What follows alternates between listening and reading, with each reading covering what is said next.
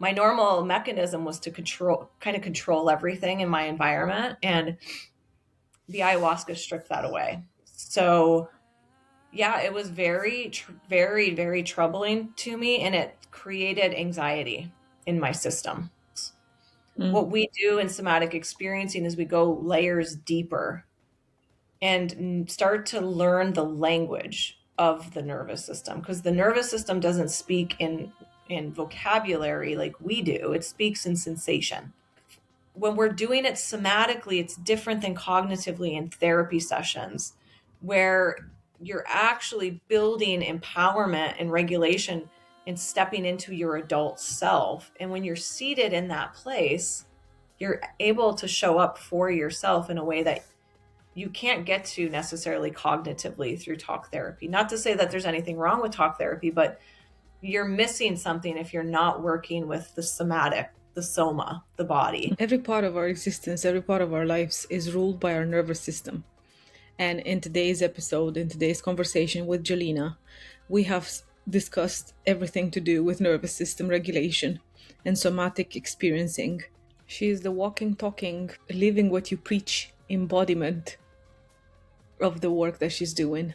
And I absolutely love this conversation that we had. So enjoy the conversation with Jolina. Oh, I don't even know where to start, as always. Mhm. I don't know where. Let's just go with. Tell us a little bit about yourself. Maybe start with where you're from and what you do in this plane of reality, because this is how we all understand the world of Right. who we are in the world. Little bit Mhm. of label here and a little bit of label there. So, Yeah.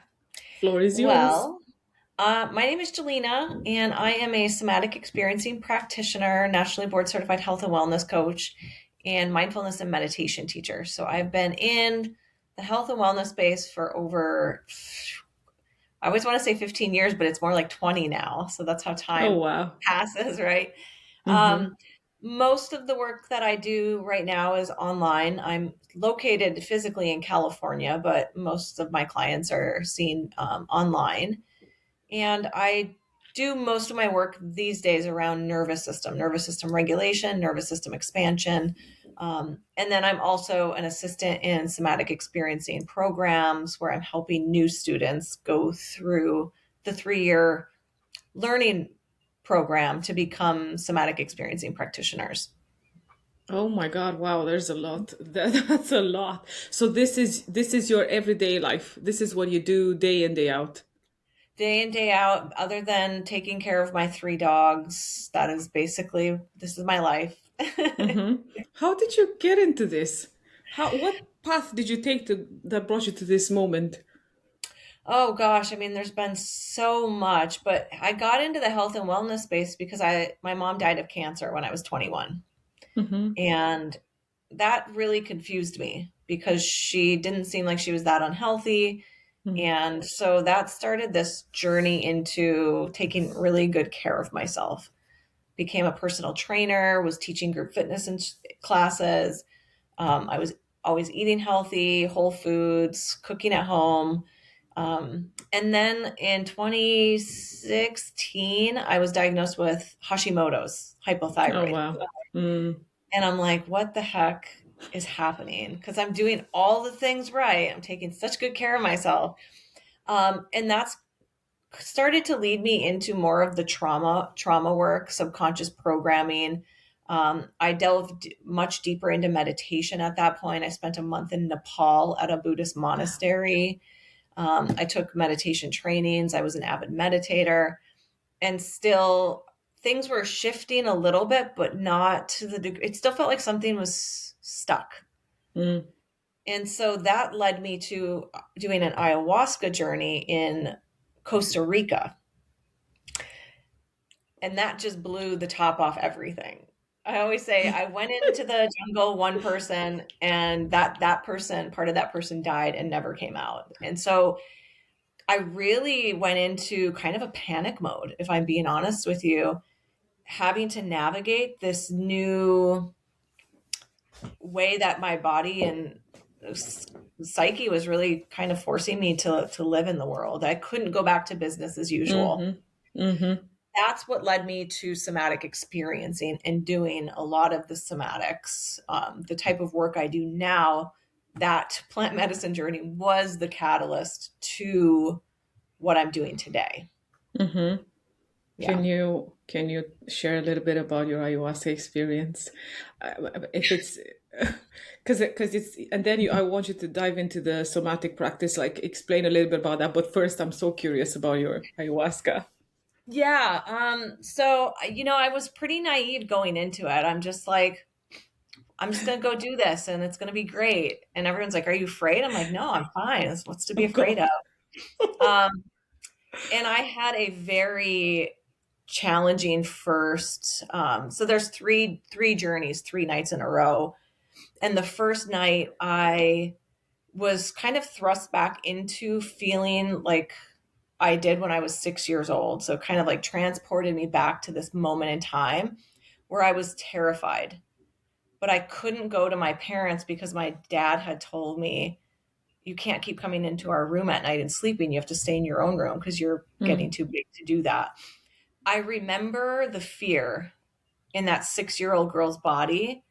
mm, In that experience came back very, very somatically in the ayahuasca journey, but it also brought up a lot of scary imagery, honestly, like sharp teeth, kind of scary movie stuff that you would watch. And I did watch a mhm, lot of that when I was growing up, even as a small child, like at mhm, 3, 4, 5. So all of that started to come up and I couldn't get out of it. So my normal mechanism was to control everything in my environment. And the ayahuasca stripped that away. So yeah, it was very, very troubling to me and it created anxiety in my system. So was this after or while you were in the journey?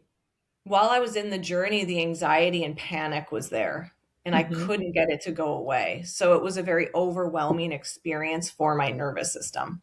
Mm-hmm. So this will all tie back into the work I do today. But suffice to say that my nervous system went into severe dysregulation. It was too much, too fast, which threw me into full blown panic. Mm-hmm. But then I couldn't get out of it because you're on plant medicine. So you're kind of stuck trying to work through it, right? Yeah. At some point, I started to come back into my body, and the anxiety and the panic, that feeling in my body, still would not go away. A few hours later, I ate some breakfast, and it passed, and I was like really relieved, like thank goodness that's gone. And then I didn't journey the second night and I journeyed the third night. And in that third night, I asked for just show me light and love and be gentle with me. Mm-hmm. And I had really beautiful experience that time. Lots of healing. Like I kind of felt the presence of my mom come in. I saw like beautiful white lights. I just this sense of like everything's connected and I'm like connected to everything. So it was a completely different experience than that first night. Um, but then when I got home from that experience, the night before my flight home, that panicked feeling came back in my body. Mm-hmm. And it just kind of lingered on and off for several months to the point where I was like, I feel like I'm losing my mind. I'm doing my meditations, I'm doing my yoga practice, and it's still there in my body. Mm-hmm. And then I heard somebody talk about somatic experiencing. Mm-hmm. And just being the type of person that I am, I could have went to see my own practitioner, but I said, well, why would I do that when I can just get certified? Of course. I jumped into the 3 year training program, and that's when my system started to shift back into more regulation and capacity again. Mm. Yeah. Can you explain what somatic experiencing is? Yeah. So, somatic experiencing is a form of somatics, and somatic healing, somatic work, somatic therapy are big buzzwords right now on social media. Everybody's talking about the Yeah. nervous system and somatics, but somatic experiencing is different in that we're working with the survival physiology in the body. So I always tell people it's a lot more, it's a slower and more nuanced. It's not just about doing breath work or doing meditation or doing yoga. Those are what we call tools. Mm, What we do in somatic experiencing is we go layers deeper and start to learn the language of the nervous system, because the nervous system doesn't speak in vocabulary like we do. It speaks in sensation. mm-hmm, So we have to learn how it's communicating with us so that we can start to understand what it needs. And in doing that, we're able to be with things that are uncomfortable for longer periods of time, building capacity in the system, which then really starts to kind of eliminate these triggers, and the activation becomes less and less and less over time. mm-hmm. Yeah. That's very interesting because the nervous system part, I feel like, when sometimes you learn a lot of things and you do, like you were saying, breathwork, meditation, yoga, all the tools in the world, and you Mhm. still feel there's something that you're missing. Yeah. And I feel like this has seriously been the conclusion that I got to lately of nervous system. And I can see how feeling safe in my body basically is what rules everything, every part of my life. Is Yeah. not just it's just not just my physical body, but finances, let's say, or people, relationships, all of it. So Mhm. how do you wow, where would you start with somebody? What is your process that you walk people through? Yeah. So generally, I like to get on what I call these 15-minute somatic connection calls, because in Mhm. doing this work, it's important that it's a good fit. Because Yeah. I'm, in a lot of ways, what we're doing is I'm lending my clients my nervous system. I have to be very regulated and have a lot of Mm, capacity to do this work.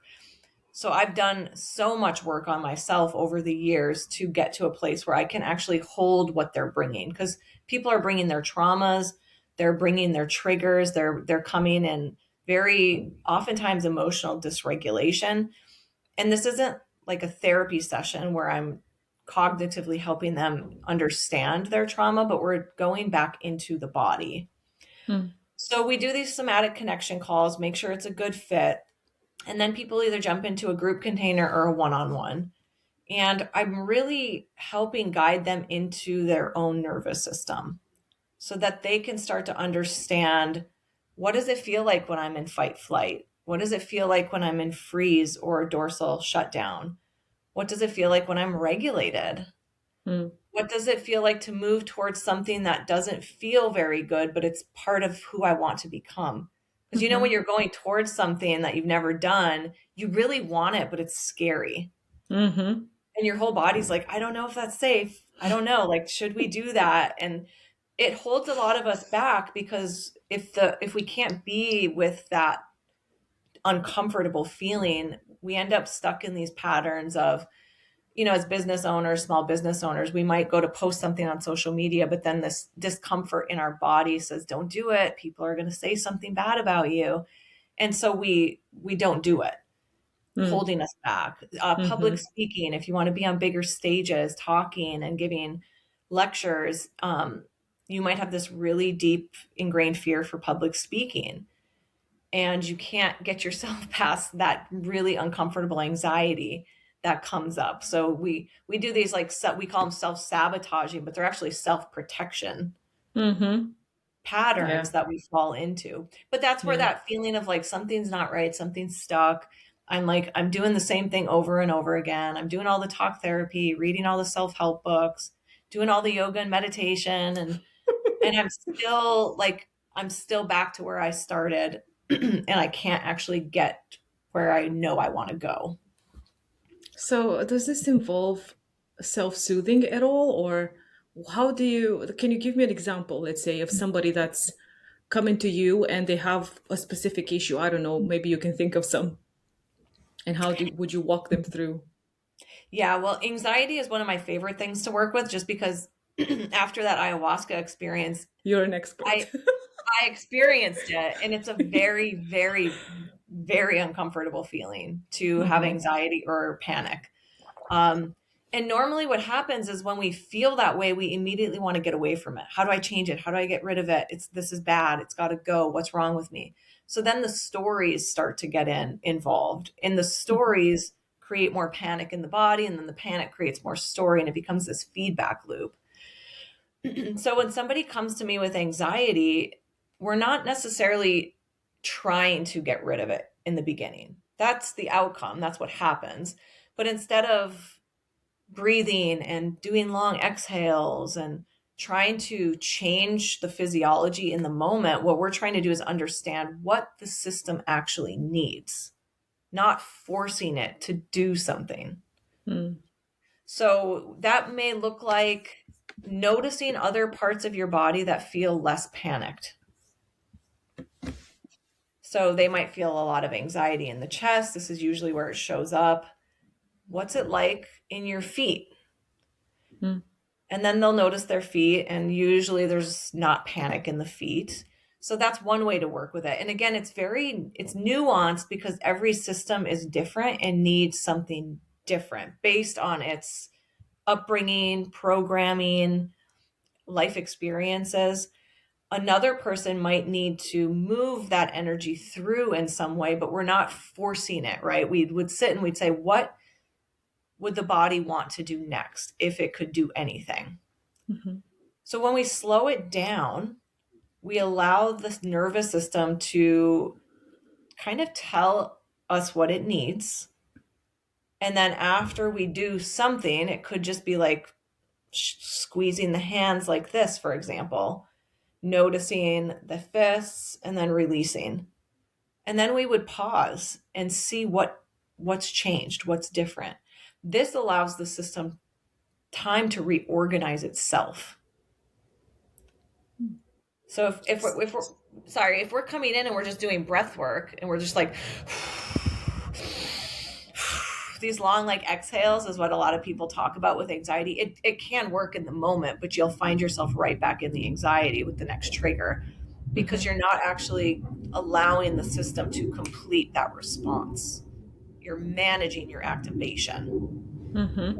I've Yeah. noticed this. I've noticed this with a lot of people, and myself included, many times when there's something showing up, the Hmm. breathing, and I know instantaneously as I do it that I'm not actually helping. You know, that I'm just probably pushing it down a bit more, or that same thought of I know that I don't need to change this right now, yet I don't know what to do with it. So it makes a lot of sense to Hmm. just stay with it. And I like what you described as well, like even the fist or focusing your awareness on your feet, so a Hmm. different part of your body where there's no anxiety, let's say. Yeah. It's a very interesting approach because I think this is what people need to know what to do differently instead of just breathe your way out of it. And yeah, Hmm. like you said, sometimes breathing might work, but sometimes maybe not.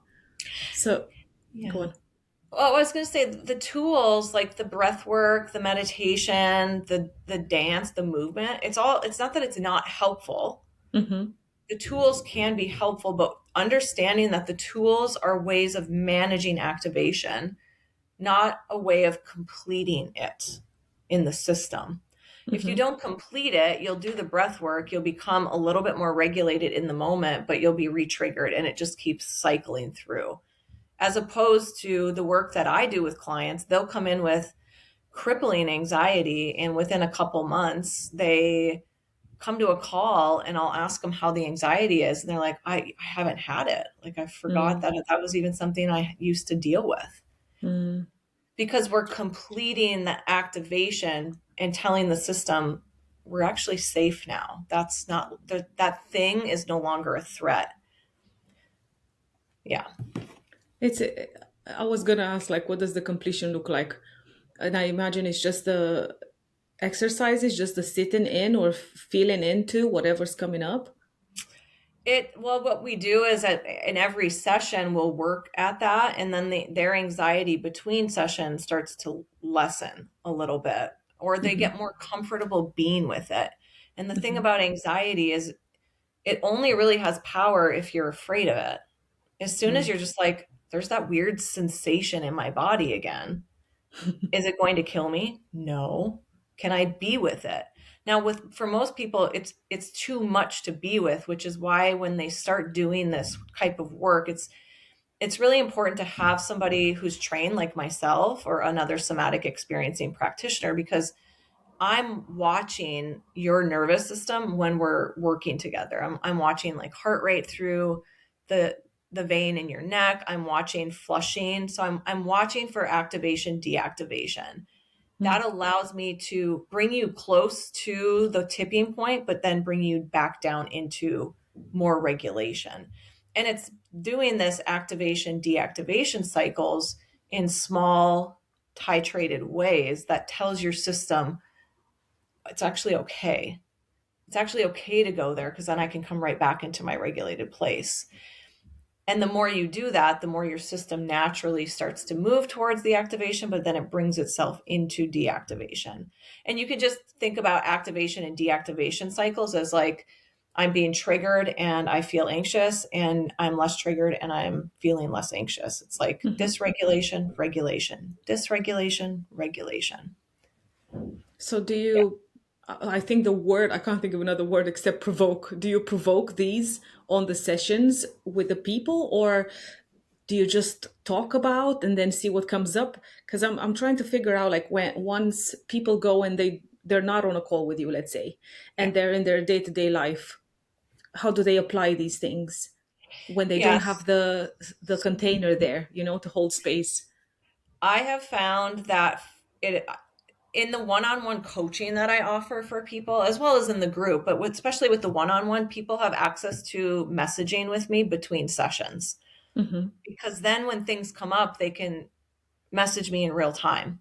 Mm-hmm. This is what's going on. Do you have any advice or a somatic something somatically that I can move through?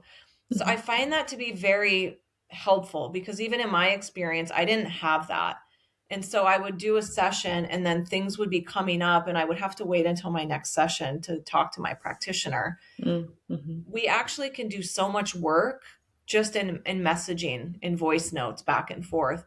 Plus, it allows a system. I mean, imagine that you and I are working together and we have our session, and then a day later, you're like, oh my gosh, that panic is coming up again. But you know you can message me. Mm-hmm. The whole system already goes, okay, I'm fine. I can message Delina. So that builds more safety for the person I'm working with, that they know that I've got you and it's Mm, you're going to be okay. We'll get through this together. You're not on your own. And for so many of us, we have been on our own. We haven't had the support we needed. And so that is also a way for building more safety relationally with other people. mm, Like there mm-hmm. are people available. I do have support. So I find that is one of the most valuable things that I offer in my one-on-one coaching is people have access between sessions. Mm-hmm.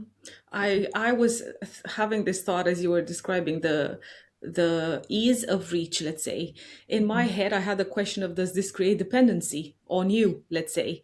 But then I also thought at the same time that because people start feeling safe to reach out and they know they're being supported and held, it creates more safety within themselves. So they start to know how to self-regulate after a while, or am I mistaken? No, that's completely correct. That's what happens. And then they Mm, also, because this is like an empowerment place where, mm-hmm. I mean, I was working with a client yesterday and she said, I just don't feel like I need to be part of these like group chats with friends anymore, because I don't need to be reaching out to people all the time. It's Mm, like mm-hmm. I can figure it out myself. Mm, mm-hmm. So in some ways, like when we're doing it somatically, it's different than cognitively in therapy sessions, where you're actually building empowerment and regulation and stepping into your adult self. And when you're seated in that place, you're able to show up for yourself in a way that you can't get to necessarily cognitively through talk therapy. Not to say that there's anything wrong with talk therapy, but you're missing something if you're not working with the somatic, the soma, the body. Mm-hmm. Mm-hmm. Because you can know cognitively your traumas and your patterns all day, but that they still show up in your life and you can't seem to move out of them. And that's because Mm-hmm. it's happening at the level of the nervous system. Mm-hmm. Yeah. I Wow. have yet to work with a person who leaves more, feeling more dependent on me Mm, and less. It's just like I'm in the business of empowerment, is what I always say. mm, I'm like, you will be mm-hmm. empowered to become the adult that you always wanted to be.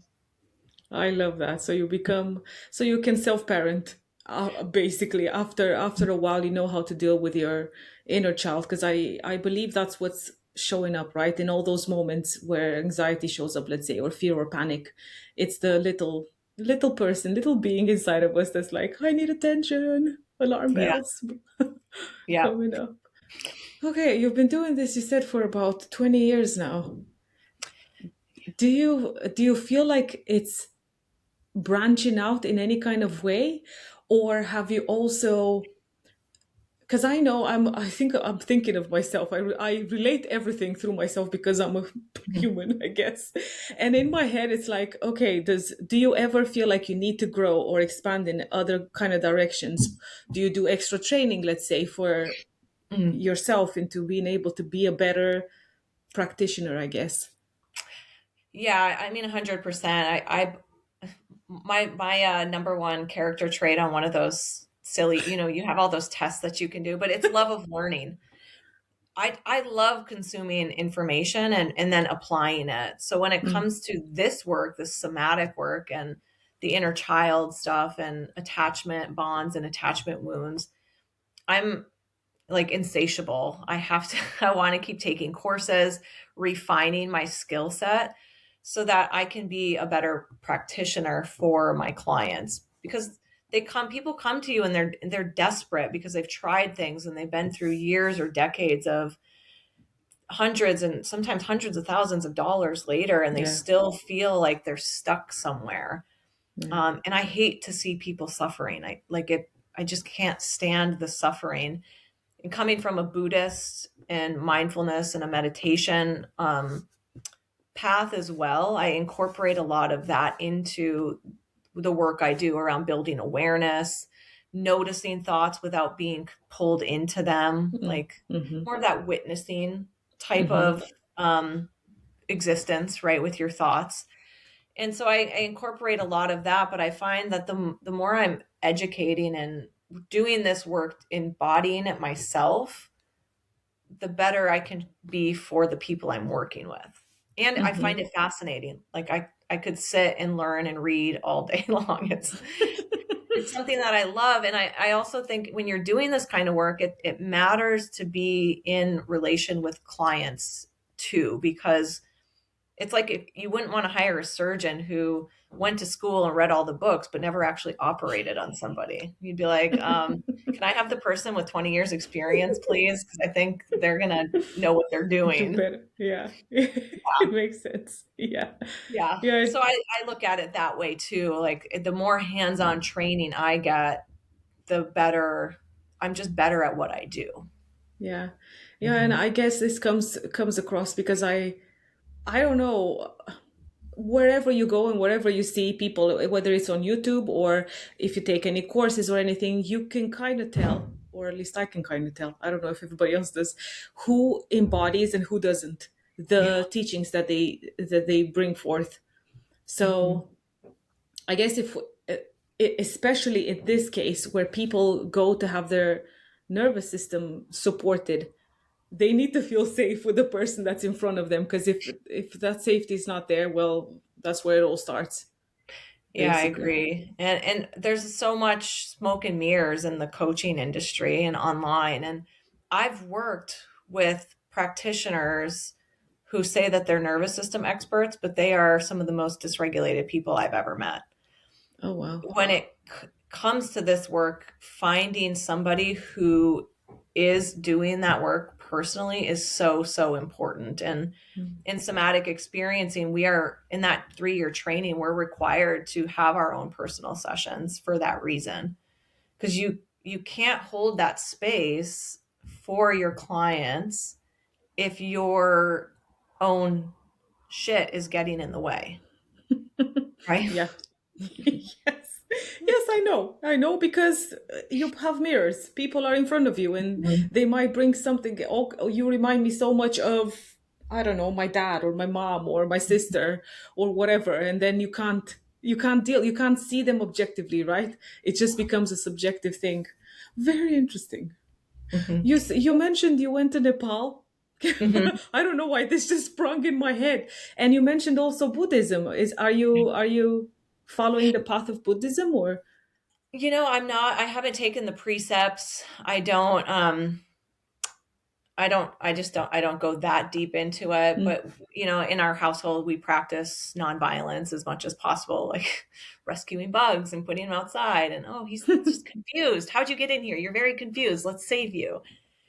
So we do that as much as possible. My husband is a vegetarian, so we do follow some of the Buddhist principles, but we wouldn't say I wouldn't say we're Buddhist, but mhm, I do very strongly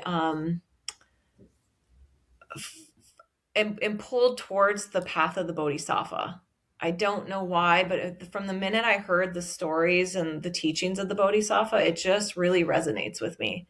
mhm, Um, So I'm always in my meditations. I'm out for my walks and I'm thinking about attachment and where am I still attached and I want more clients. Do I want me? So like there's always this contemplation going on and this questioning of what I'm doing and why I'm doing it because it can be mm, very easy in our Western culture to get pulled into the noise, and so it's this constant like bringing myself back and being very clear about the kind of life I want to live and the type of impact I want to have. And am I in congruence with that? Am I in integrity? So mhm, that's how I incorporate the Buddhist teachings and principles into my day-to-day life, because mhm. it can be a tough path to walk, especially when you live like in the United States, for example. Oh my God, I feel. Have you always lived in the United States, by the way? Except, well, whenever traveling, I guess. Yes, Yeah. I was born and raised in a small town in Michigan, and I will say I think that growing up in a small town, immersed in nature and with my animals, um, it always has that pull on me. Mm. Nature, being just out in the wild with my dogs, like that is my absolute favorite place to be. I don't blame you. Mhm. Yeah. I grew up in a small town as well, so I totally get it. And I had mountains one side and mountains the other side, so I miss that a lot because I'm in the UK now and there's not much mountains where I am. Yeah, I would So I imagine. miss that part. Yeah. Wow. Have you ever done, because you mentioned the Buddhists, have Mhm. you ever done a Vipassana retreat? I have before I got into so I follow a lot of Dr. Joe Dispenza's work now. So I go to his retreats several times a year. Ooh. What? Uh-huh. Hold on. Where have you been? I keep thinking maybe we met at one. Go on. We I'm about to go on my eighth retreat Wow. this summer, but I've been Col- uh Colorado, in Mm. Denver, Marco Island, San Diego. Have you done Florida in 2023? 2? I've 2022? not done Orlando. Was it Orlando?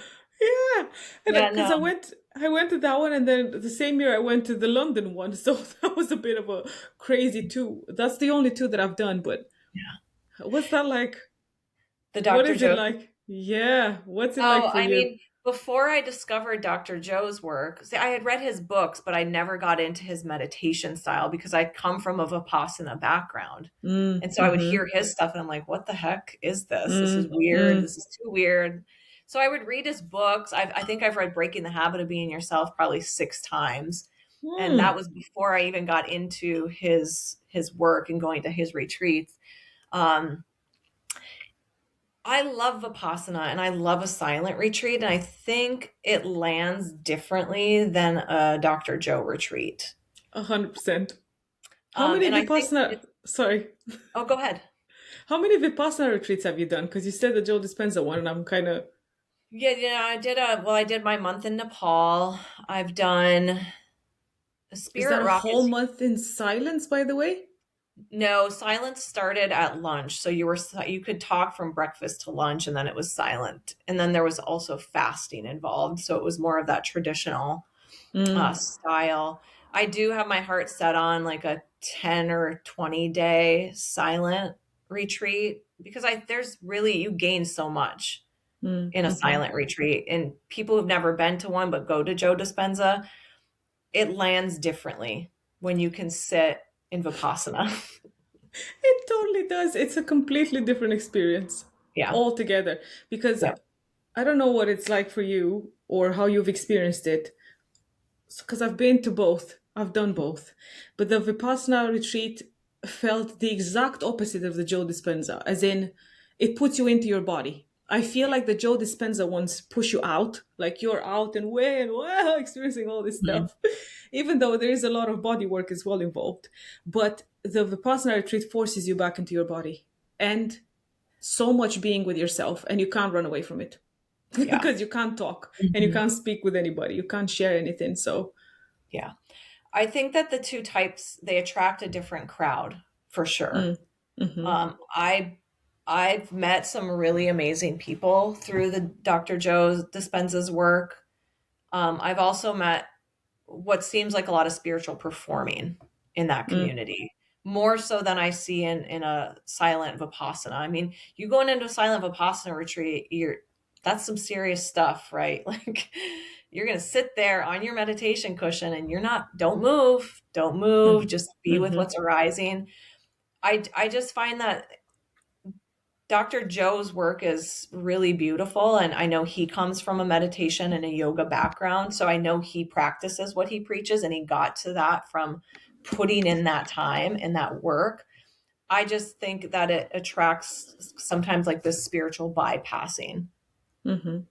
Yeah, And that's not to say the work, his work means anything about it. I just think that's the type of person sometimes it is yeah, attracting. And again, not yeah. always. There's some really wonderful people who are walking that path, breaking the habit, and really doing that work.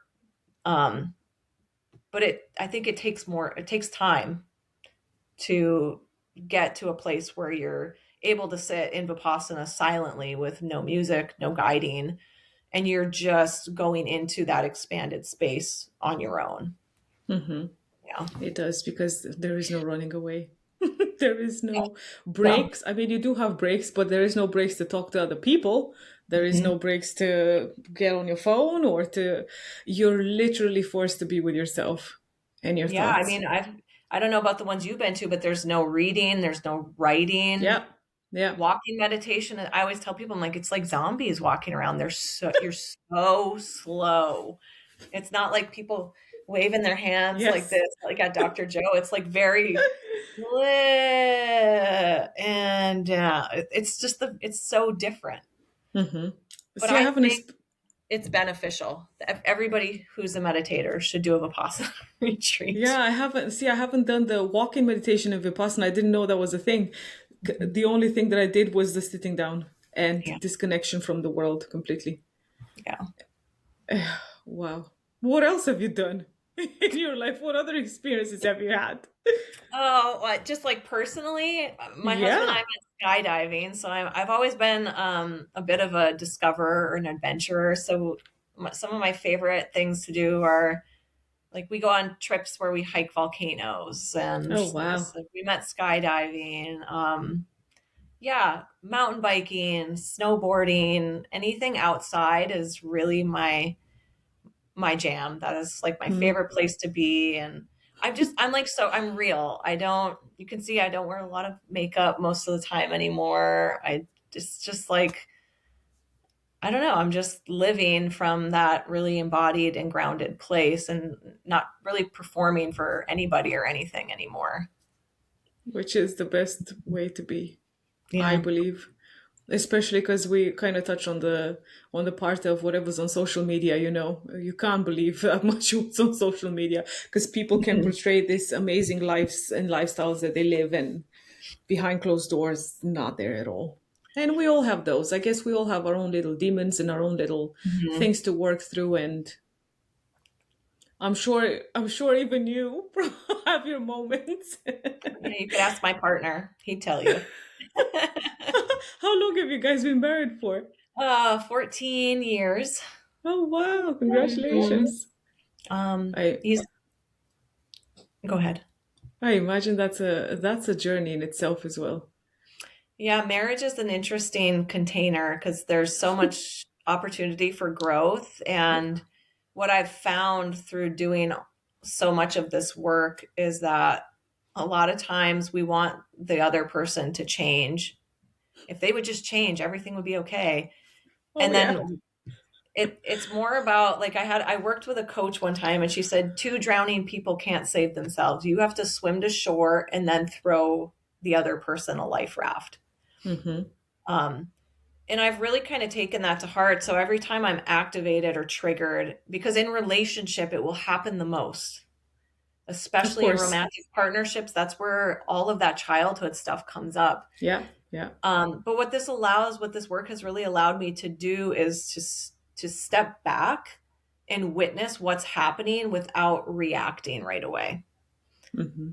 So my partner might say something and try to engage with me, and I'll say, I don't want to talk. I cannot talk to you right now. Like, I need a few minutes. Yeah. And he knows at this point it's not about him. It's I'm figuring out what's really going on, because rarely is it about the thing that is Mm-hmm. happening in the moment. Mm-hmm. And so getting really clear about which part is coming in to protect me and why, and can I be with this sensation in my body and work through that, and then come back to having an adult conversation with him, Mm-hmm. versus what turns into, like he said, "Bra, it's your fault, it's your fault." And it's like infighting. It's two kids Mm-hmm. fighting with each other. 100%. Yeah. Is he on the same path? Does he have the understanding, openness? Does he do the work as well like you do? Because otherwise, I'd imagine that wouldn't happen, or it would happen too much. Because he's not doing this as his job as well, he doesn't have the kind of space that I do to do it, but he's very much into meditation. We've Hmm. gone to silent retreats together. So he's not into necessarily Dr. Joe's work, but he's definitely into more of a Vipassana style, quiet, contemplative. Yeah. So he does, because in my head, I have this thing of the relationships, and then one of my friends showed me this a long time ago of a relationship and H. I can't show a H. How the Mhm. heck do you do an H? And if in an A relationship, if one grows, the other one falls, so the relationship falls. In an H, if one grows, it kind of goes with the other, so they both grow. So that's Mhm. the thought I had behind it. Are you Mhm. both doing work together? Do you both understand that it's, for example, pointing the finger, it's your fault and you've done this to me, or like you said, for yourself, you recognize that it might be something inside of you. Does he have the same understanding, basically? Yeah, I would say that he definitely is. He's open to that continued growth, and I would also say that it takes meeting and having conversations about things, as opposed Mm-hmm. to. I always tell people, anytime you feel resentful or resentment is building, that's a pretty clear indicator that something needs to be addressed or looked at. And for women, and most of my clients are women, we tend to suppress and repress, and then it blows up because we're not really asking for what we want. And sometimes we're expecting them to do things, but not telling them Asking. directly. And then it's like they're not doing what we're, so it becomes this, it's really like this miscommunication. And most of the time, I find that both people want to meet and communicate. And it just really takes, when you get really regulated and have a lot of capacity in your own system, you're able to articulate what you need in any moment from them. You're able Hmm. to ask for it, and you're okay with whether they can meet you there or not. Because this is where sometimes relationships fall apart. It's, what are you available for after you've done your own work? Mm-hmm. You're Yeah. just not going to be available to be around certain conversations, certain energies, certain people anymore. But you get very clear about what that feels like in your body, and you're able to set those boundaries. And Mm. for relationships that work, there's this, it's almost like we invite them up where we are, as opposed to saying, you need to do this, you should be doing this is your fault. It's not like I'm elevating myself and putting him down. I'm just inviting him up. Mm-hmm. I'm hanging Yeah, out up here. You want to come? If not, you can like go do something else because I don't want to be in that energy, right? I, But I so get it. Because, yes, you cannot force anybody to see the things, the world, the way you see them or yeah. see it in particular. In the work, because you said you work more with women, Mhm. do you find that there's first of all, a major difference between men and women? I would say 100% probably, but also your way of approaching, is it different? Do you approach men different than women, or is it similar path? The main difference that I see is like men generally have some different wounding. So there's different things that they need to be allowed to express. Maybe they need to be able to be vulnerable or be able to cry and have somebody tell them it's okay that you do that. You're allowed to Mm-hmm. express those emotions. Where with a lot of the women I work with, they've had to, anger wasn't a tolerable thing. It wasn't acceptable in their family. They weren't allowed to Yeah. get angry. They weren't allowed to speak up for what they wanted. It was just more like you shouldn't want that or you shouldn't feel that way. So what happens more often with the women I work with is it comes back to setting boundaries and just saying what you want, like Mm. saying no when you want to say no, saying yes when you want to say yes, and not constantly self-abandoning to meet somebody else's needs. Mm-hmm. But a lot of that stems from social and cultural norms, Mm. right? Mm-hmm. As women, we're a lot of times told we're anger's not acceptable. Be a good little girl. Stay quiet. Do what you know. I My dad used to say this. He was always joking, but he would go, "You have to do what the boys tell you." And he's like, "I Oh, knew what wow. that would do. It would reinforce your not wanting to do that." Mm-hmm. So I have this thing now where people tell me to do something, and I'm like, I'm not doing that. But it's because of that programming. You know what Yeah, I yeah. mean? I haven't Um, heard that before. You gotta do what boys tell you to do. I've never heard that before, so that's new. he didn't want me to do that, so he was like conditioning in the opposite Yeah, yeah, way, yeah. right? That's so For funny. so many girls were parentified from a young age. We're Mm-hmm. having to take care of younger siblings. Maybe we have a parent who is not home very often because they're working multiple jobs. There's a lot of Mm-hmm. reasons we can become parentified, but then we learn that our value is in taking care of Yeah, at the yeah. expense of ourselves. So um, I guess that's a long-winded way of saying men and women. The way we do the work is generally the same. It's just that what we're working on is different a lot of Mm-hmm. times. Mm-hmm. Yeah. I've noticed because you mentioned now how society kind of teaches us and trains us. There are things that I notice sometimes within myself when I watch something. And I think objectifying of women, that is something that I can sometimes I just cannot like if I come across something that's on my phone, let's say, I just have to put my phone down and be like, I get so wound up about it. And I know if I zoom out, I understand that this is what reality is like, or what we've all been programmed into. And at the same time, I can see that, I would say, generational, and whenever it started, and programming after programming, and it being ingrained in our heads, and I am so wound up about it. So there's the observer part and there's the human part that Yeah. sometimes I don't know what to do with. Like that I just don't know what to do with. Yeah, that's the tricky part about being human because a lot of people come to nervous system work because they want to feel calm and regulate. I'm like, well, it's not always about being calm. I mean, we're humans. We have human emotions, and Yeah. being passionate about something can be really good. And we want to Mm-hmm. have some life in us. We have all this Mm. life, especially, I mean, women have a lot of life force. And when you want and express that in these healthy ways, it can be very liberating. Mm. So when you come up against societal norms, it can be very activating and triggering. And as women, I mean, we've generationally been through some shit, right? I mean, even now, and like I said, in the US, there's so much around not getting old. And I'm going to be 41 this year, and the programming is go get things injected to stay younger. Mm-hmm. Go and have things nipped and tucked, and because you want to stay young. And I see the pull to that, and I see that it comes from this place of wanting to fit in, and it Mm-hmm. in a lot of ways feels like sometimes it's coming from places of insecurity.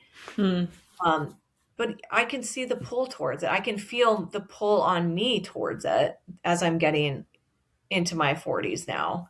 Mm-hmm. um, but that's when I come back to those Buddhist teachings and the principles of non-attachment. Yeah. I have to Yeah. ask, why am I attached to staying young? Because I'm not going to.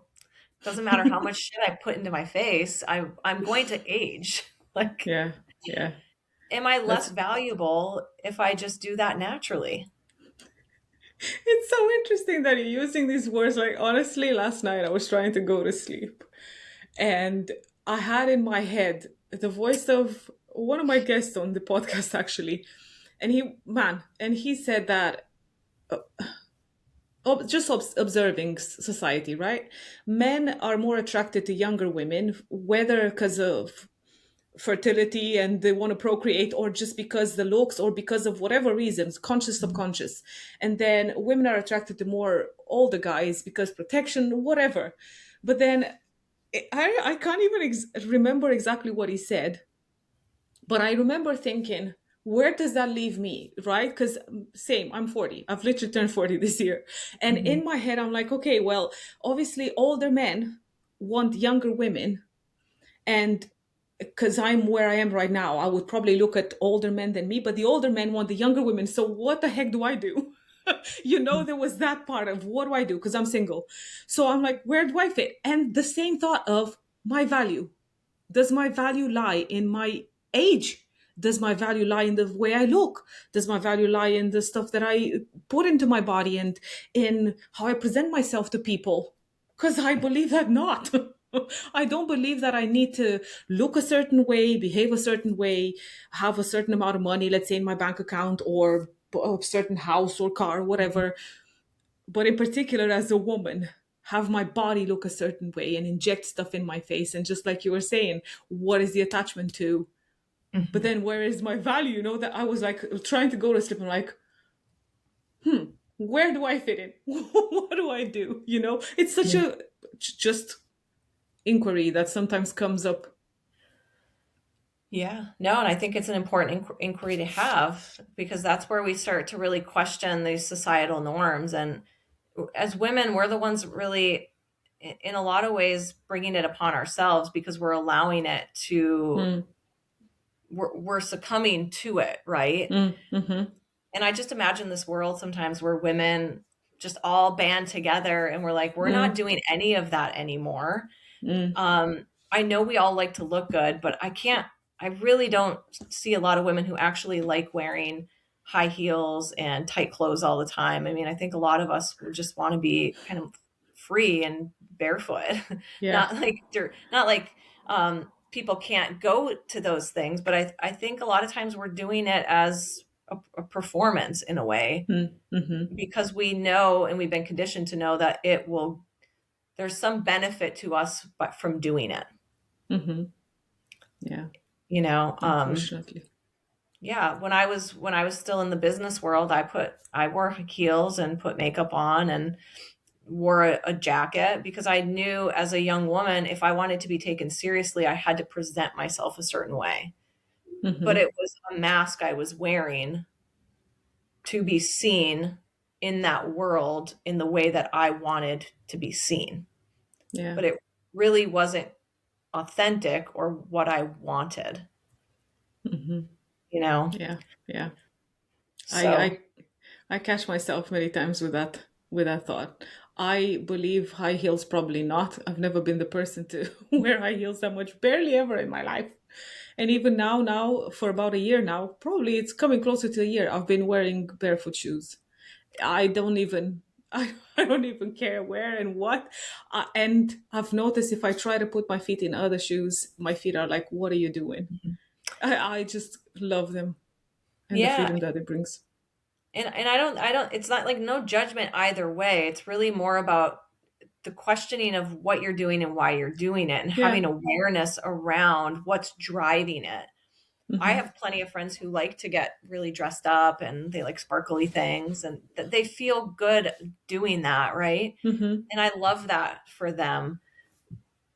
What I don't like is that I think a lot of times we're doing things in a performative way because we think that's what we should be doing or what we have to do.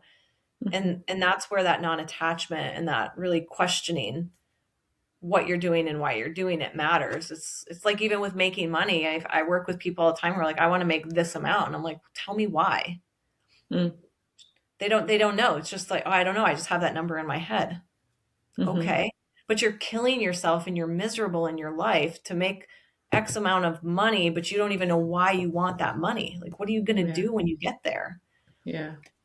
So that's what's more important, in my view, is just really understanding what's driving you underneath. Mm-hmm. Mhm. I like that. Always what's behind it, what's behind this and what's behind that. Right.